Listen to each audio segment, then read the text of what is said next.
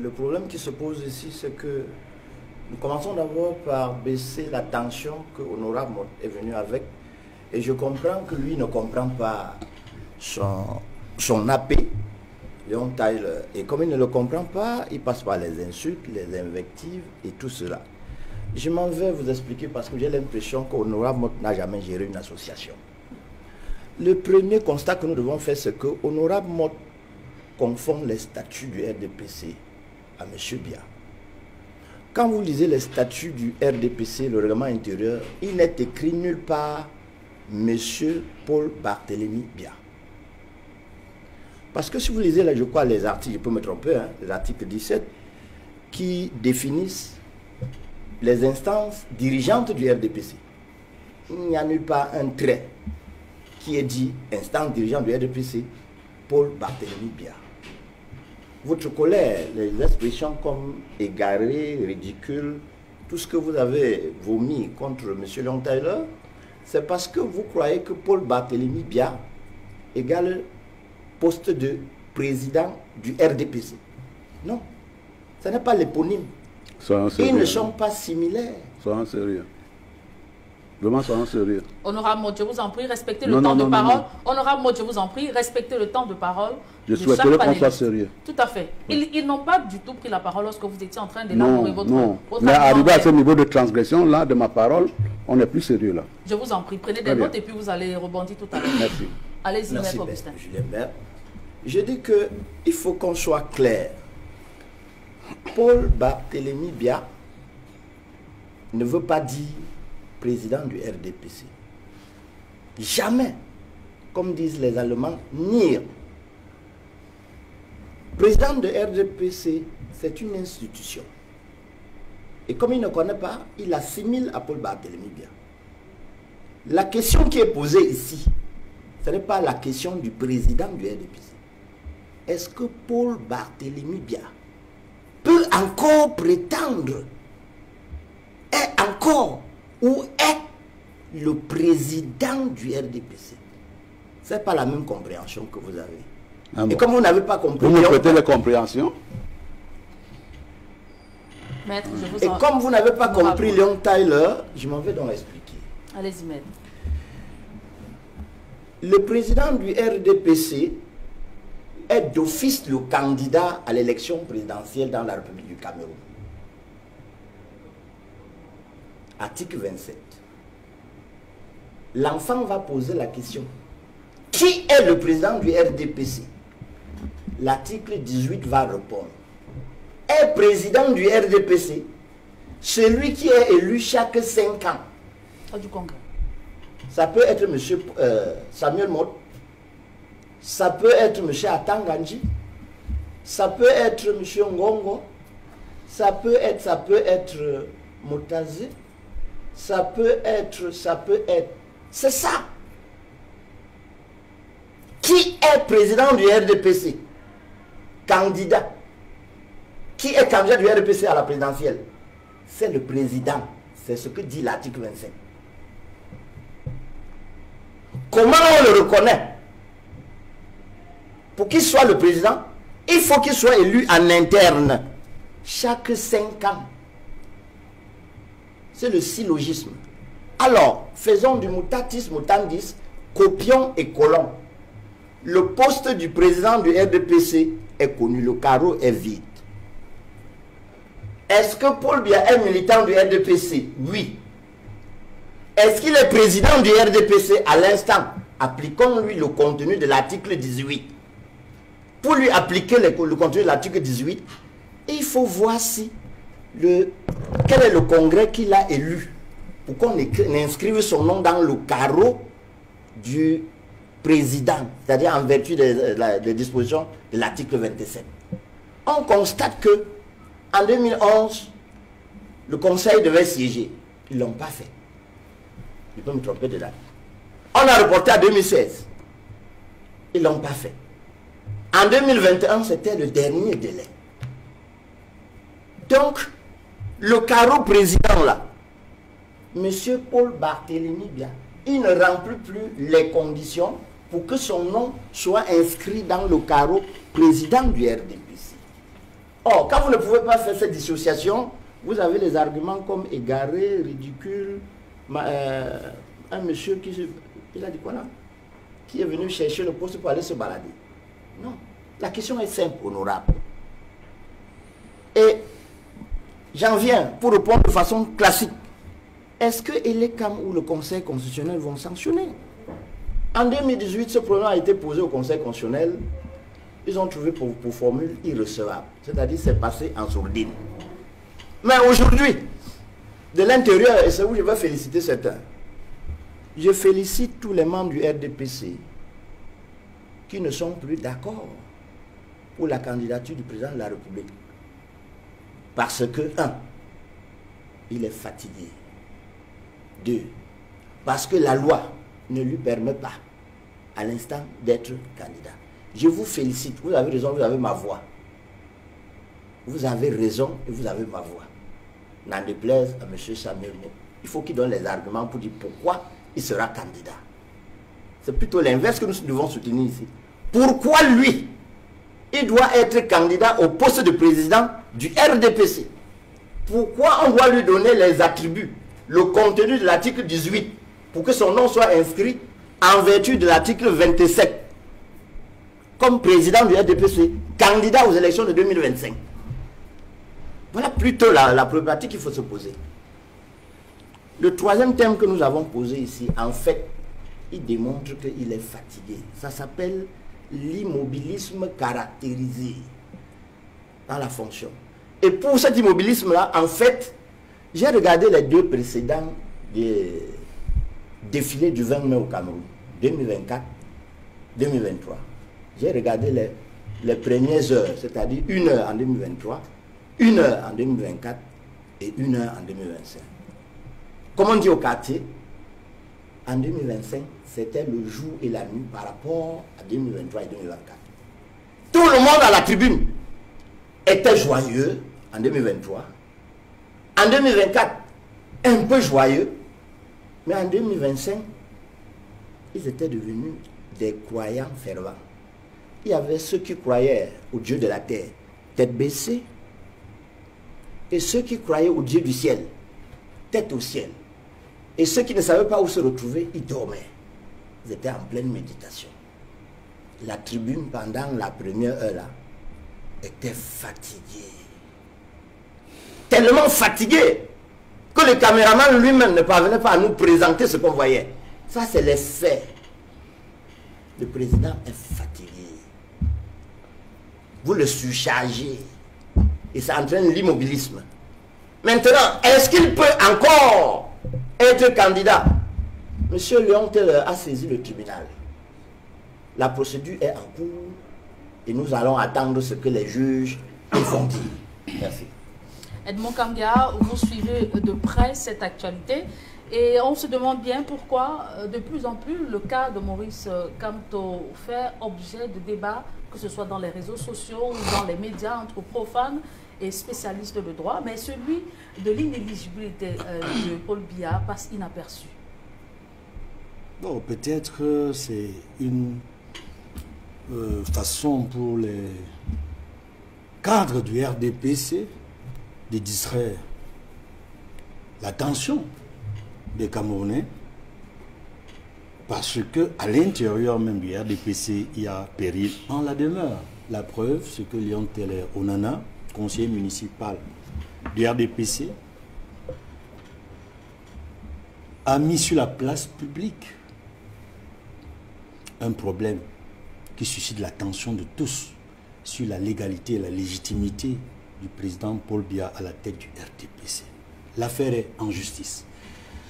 Je vais réagir en abordant d'abord l'aspect constitutionnel et ensuite avant d'évoquer les textes de base du RDPC. D'abord, il y a une question majeure, parce que dans tous les pays du monde, c'est la loi fondamentale qui est au-dessus de tout. D'après la hiérarchie des normes juridiques, c'est la loi fondamentale, la Constitution, qui est la base de tout.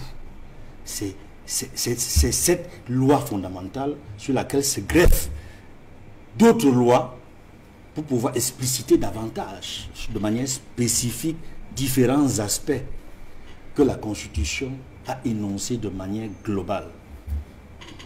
Maintenant, il y a la question des incompatibilités qui est réelle.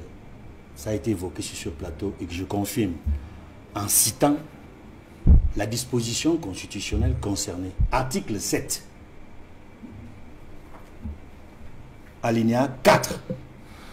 Les fonctions de président de la République sont incompatibles avec toute autre fonction publique élective ou toute autre activité professionnelle. Cela signifie effectivement que le président national du RDPC actuellement, Paul Biya, n'aurait jamais dû cumuler les deux. Depuis mars 1985, date du congrès de l'UNC à Bamenda, congrès au cours duquel l'UNC est devenu le RDPC et son président élu, Paul Biya. Donc en fait, depuis mars 1985, Paul Biya, qui cumule les fonctions de président de la République depuis le 6 novembre 1982 avec celle de président national du RDPC depuis 1985, en réalité, cela pose un problème constitutionnel. C'est une violation de la disposition de l'article 7, alinéa 4 de la Constitution. C'est une incompatibilité. Et ce serait souhaitable qu'une question comme celle-là soit tranchée par le Conseil constitutionnel. Maintenant, je rentre dans les textes de base du RDPC. Parmi ces dispositions, les dispositions qui ont été citées par Léon Teller Onana, qui visiblement connaît bien son parti, connaît les textes de son parti, d'après ce qu'il a dit et d'après les dispositions de son parti, que ce soit les statuts ou le règlement intérieur du RDPC, je constate que l'article 18 qu'il cite, alinéa 2, dit ceci. Parce que l'article 18, d'abord alinéa 1, dit « Le Congrès définit l'orientation politique, économique et culturelle ainsi que le cadre général de l'action du parti. » Il a cité l'alinéa 2 qui dit ceci. « Il se tient tous les 5 ans.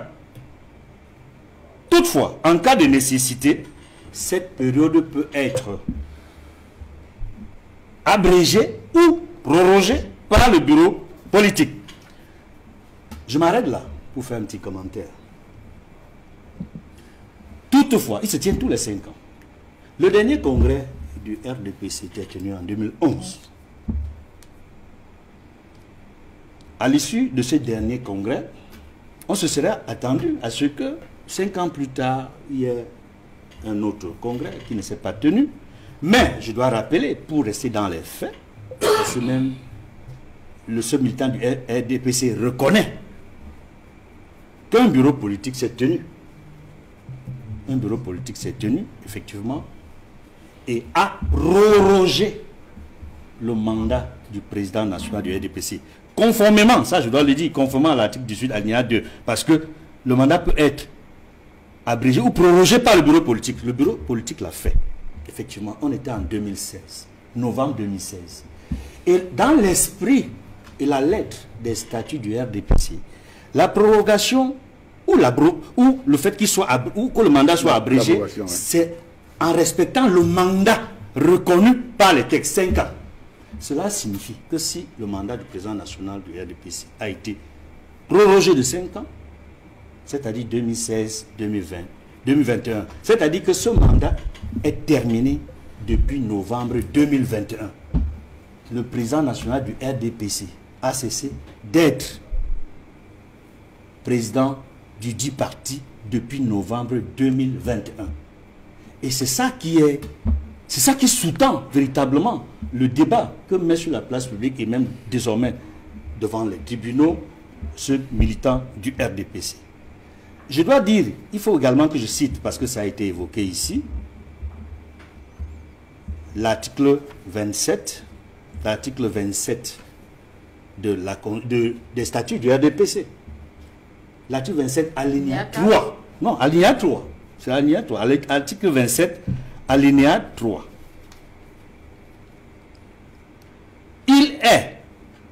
Il s'agit du président national du RDPC.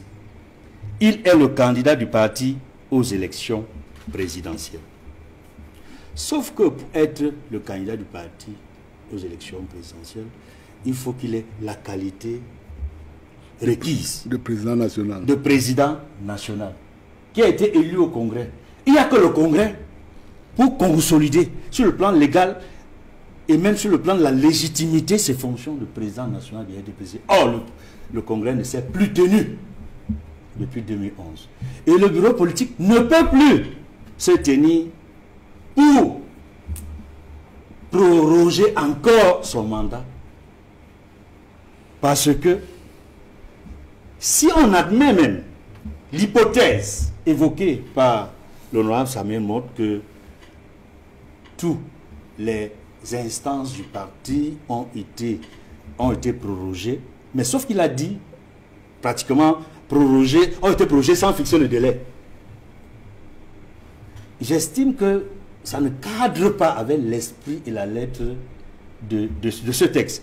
Parce que l'esprit et la lettre de ce texte, c'est qu'il est prorogé, mais l'esprit veut que ce soit dans le cadre du mandat confié à chacune des instances de ce parti politique.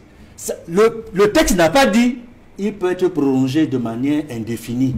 Le texte n'a pas dit sa prorogation c'est ad vitam aeternam. Actuellement dit le mandat peut être prorogé. Et on sait que le mandat dans les textes du parti c'est 5 ans. Honorable Motte, Christian Massoma, vous avez certainement lu la sortie du conseil municipal de Monatélé, Léon Teller Onana.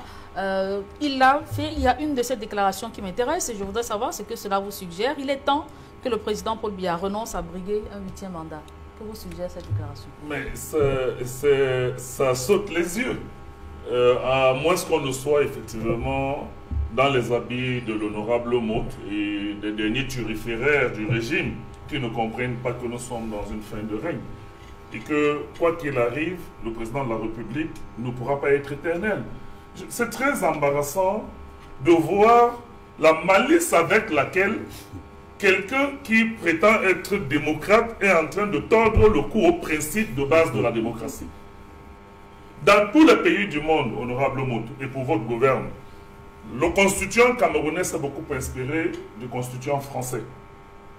Vous ne verrez jamais le président de la République en France être au président national d'un parti. Oui, lorsqu'il est élu, généralement on organise une élection pour élire un nouveau président de parti. Citez-moi un seul exemple, je vais vous donner... Non, écoutez, parce que chez vous, quand on dit que les tests organiques du parti prévoient telle ou telle autre chose, vous estimez que non, il y a des exceptions qui auraient dû permettre que le bureau politique fasse. Vous avez déjà vu un jour, par exemple, aux États-Unis, la convention démocrate ou républicaine ne pas investir un candidat tous les 4 ans. Ça n'existe pas. Quel est ce parti politique où vous pouvez passer 15 ans sans consulter vos militants et vos membres, sans leur demander leur avis par rapport à la gouvernance du parti, par rapport aux personnes qui doivent incarner le parti? Mais quel genre de démocrate vous êtes, monsieur Motte? Mais arrêtez, vous ne pouvez pas venir nous dire ici que votre camarade qui est en train de dire qu'il y a un problème de légitimité désormais. La légitimité, ça veut dire que vous la tirez de l'ensemble de vos militants et de vos membres. Vous ne la tirez pas d'un certain nombre de déceptions que vous pouvez tirer dans les tests en disant que la prorogation, quelle est une prorogation qui n'a pas de durée? Vous avez déjà vu ça dans quel test de loi? Lorsqu'on proroge, on proroge toujours dans une durée. Même quand vous, au sein du RDPC, à travers votre président national, entre guillemets, qui ne l'est plus en tant que tel, puisqu'il est président de la République, lorsqu'il a prorogé le mandat des conseillers municipaux et des députés, il a prorogé pour une durée bien déterminée. C'est ça l'esprit de la prorogation. La loi précise. Non, la loi précise. Non. Je voudrais intervenir à la matière. Dans le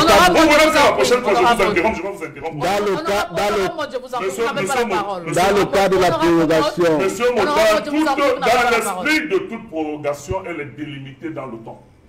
Si on dit que, de par la loi, si on dit qu'une prorogation est définie sans limitation de temps, ça veut dire que on est dans une dictature la plus prononcée du monde.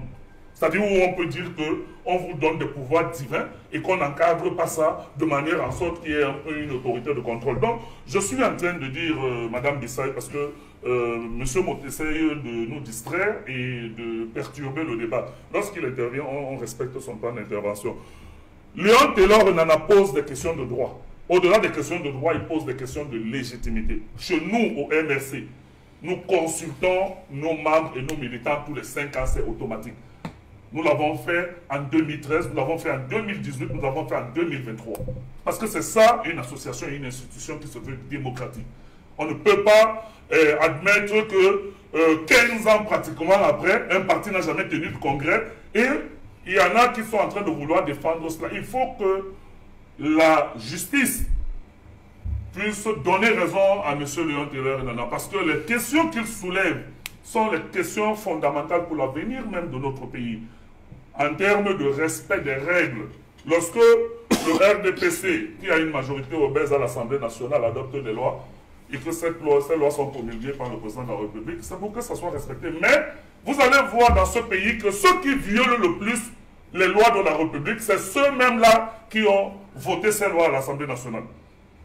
Et comme ils sont très à l'aise dans ce domaine, vous voyez très bien comment M. Mott est très à l'aise dans un domaine de piétinement de la légalité au sein de son propre parti et dans un domaine où il nous dit que en 2016, lorsque le bureau politique a prorogé, il a prorogé au-delà de la durée d'un mandat. C'est-à-dire, on a dit, 2016, on dit que nous prorogeons le mandat du président de la République et le mandat du président national du parti. Et ce mandat, c'est un mandat de 5 ans.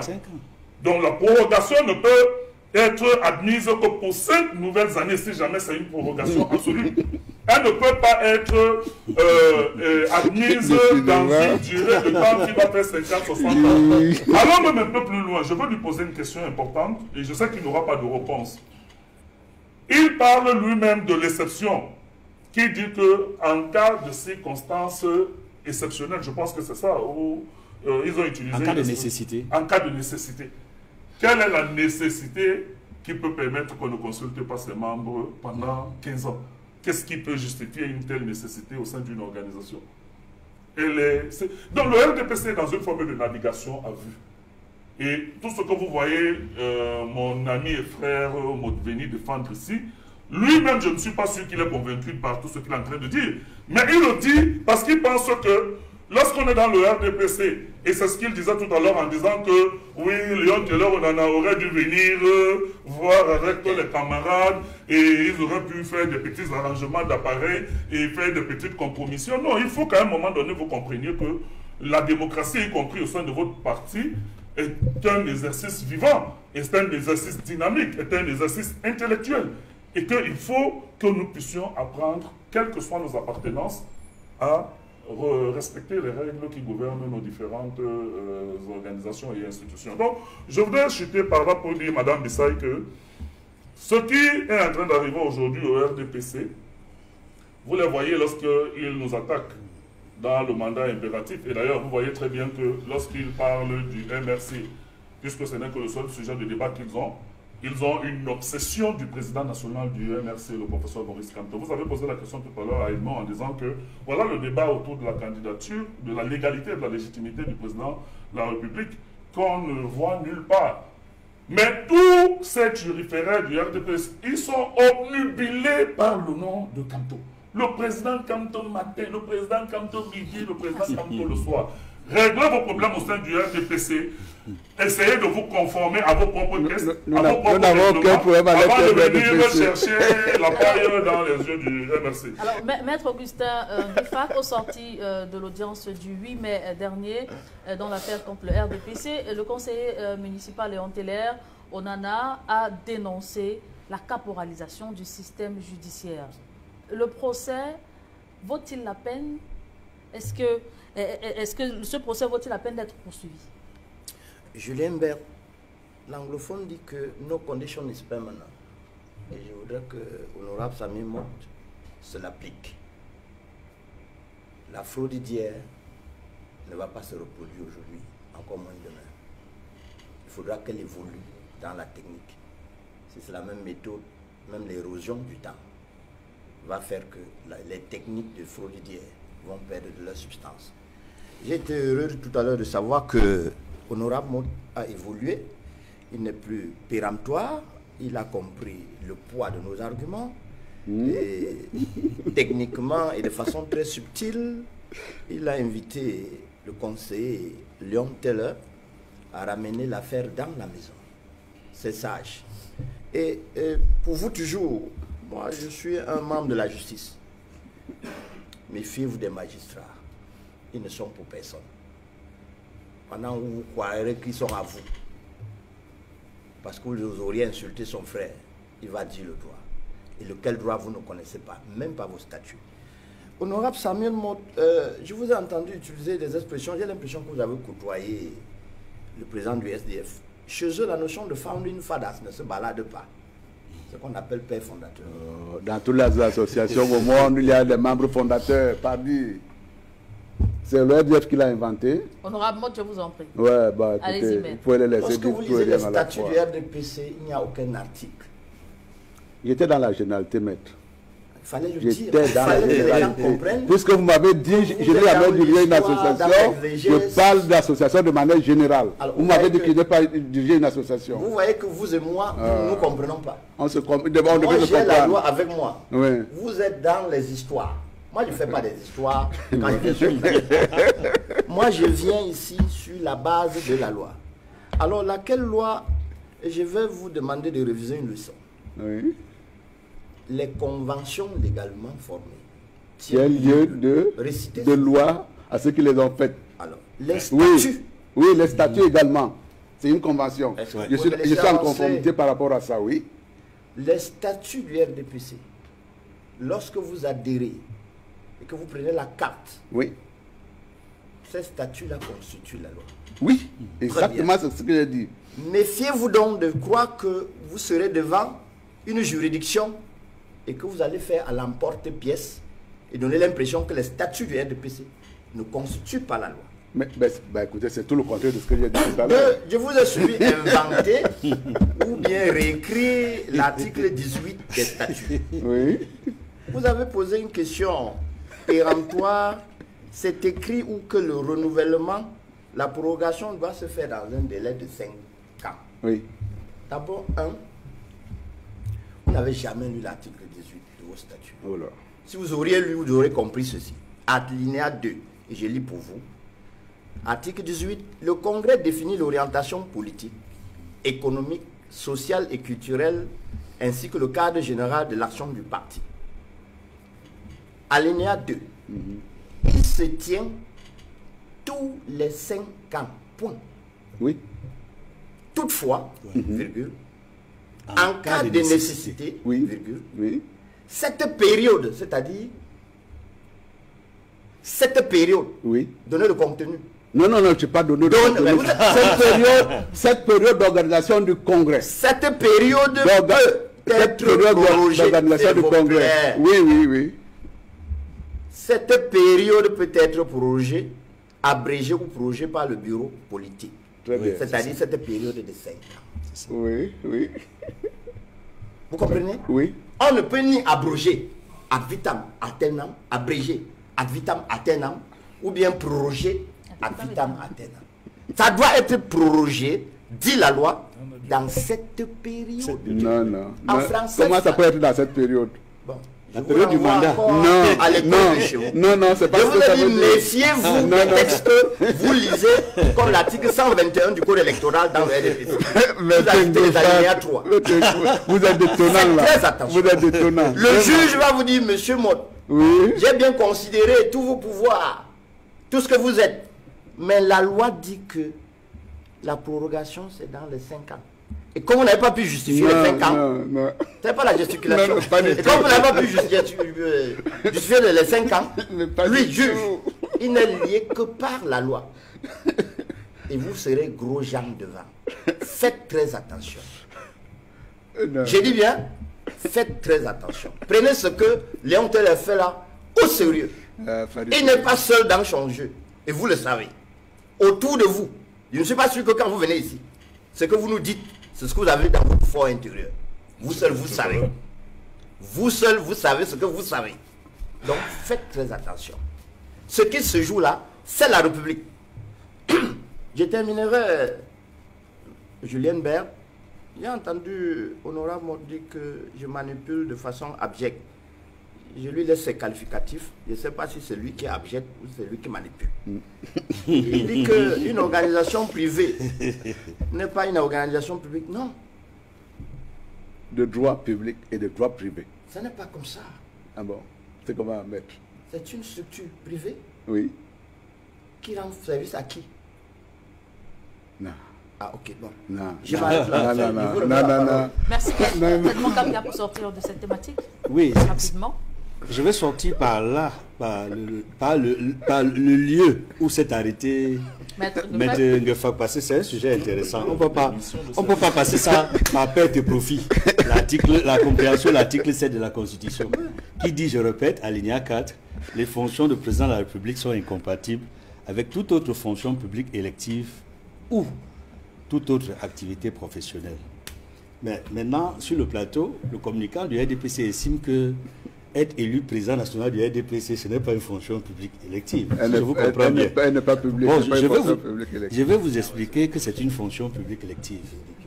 Vous savez, les partis politiques visent la conquête ou la conservation du pouvoir. On est d'accord là-dessus?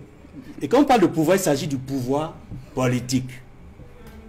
Je reviens dans la Constitution, dont les dispositions précédentes, celles qui précèdent l'article 7, indiquent suffisamment, mettent un contenu dans cette fonction publique élective. Voici ce que dit l'article 2 de la Constitution du 18 janvier 1996. Les autorités chargées de diriger l'État tiennent leur pouvoir du peuple par voie d'élection au suffrage universel direct ou indirect, sauf disposition contraire de la présente Constitution. Je prends l'article 3 de la Constitution. Les partis et formations politiques concourent à l'expression du suffrage. Ils doivent respecter les principes de la démocratie, de la souveraineté et de l'unité nationale. Ils se forment et exercent leurs activités conformément à la loi. Si vous m'avez bien suivi, les articles 2 et les articles 3 que j'ai cités montrent comment, par quel procédé, les autorités qui dirigent l'État obtiennent le pouvoir. Oui, mais ça... Par les élections. Oui. Par les élections. Et précise même les types d'élections, suffrage universel direct ou indirect. Comment est élu le président de la République? Il appartient, dans le cas d'espèce, il est élu au suffrage universel direct. Maintenant, dans la fonction publique élective, le parti politique qui vise la conquête ou la conservation du pouvoir, oui, c'est une association privée, mais qui vise le pouvoir, qui rentre dans la sphère de ce qu'on appelle la gestion des affaires publiques. Quand on gère les affaires publiques, vous êtes élu pour gérer les affaires publiques. Et dans le cadre des élections, si c'est par voie élective, c'est une fonction publique élective. C'est pour cela que le président Paul Biya, quand il a été élu président national du RDPC, c'est une fonction publique élective. Parce que depuis, vous savez, depuis le 6 novembre 82, il a été élu. Bon, il est président. Bon, je ne peux pas dire qu'il a été élu le 6 novembre 1982, parce que c'est un mécanisme qui lui a permis d'accéder au pouvoir le 6 novembre 82. C'est un mécanisme constitutionnel, parce que son prédécesseur avait prévu ce mécanisme-là. Il commence à être élu véritablement, officiellement, d'abord par la fonction publique élective du parti, le RDPC, à Bamenda, en 1985, mais est élu maintenant de manière sur le plan national, comme président de la République en 1992. Je ne sais pas si vous me comprenez très bien. C'est pour vous dire qu'en définitive, il n'y a pas un... C'est-à-dire, il y a véritablement incompatibilité. Il doit choisir, le président Paul Biya doit choisir. Soit il reste président national du RDPC, il s'en tient au parti, ou alors il choisit ce qui est le plus intéressant, c'est de rester président de la République du Cameroun et être au-dessus des formations politiques, des aspirations partisanes, et être donc avec le peuple camerounais de qui il tient la souveraineté, sa souveraineté. Merci. Parce que la Constitution dit, je termine, la souveraineté appartient au peuple camerounais, qui l'exerce à travers deux institutions, le président de la République et le Parlement. Honorable Maud, juste quelques secondes. Vraiment, juste quelques secondes, mais je crois que j'en aurais... Je voudrais déjà commencer par m'excuser. Le fait que quand il parle, j'interviens. En réalité, ce n'est pas un signe d'impolitesse, mais quand vous avez l'ensemble de tout ce qu'ils disent, comment est-ce qu'on fait pour, dans le cas d'un plateau qui a un temps limité d'intervention, comment est-ce qu'on fait pour intervenir? Folilette de ce qu'ils ont dit tout à l'heure, le président d'un parti ne peut pas être en même temps président de la République. Et ici, en cela, l'exemple français. Je voudrais apporter à votre... Des exemples récents. Oh, non, mais voilà, il a dit... Il y a une convenance en France qui a été établie depuis Mitterrand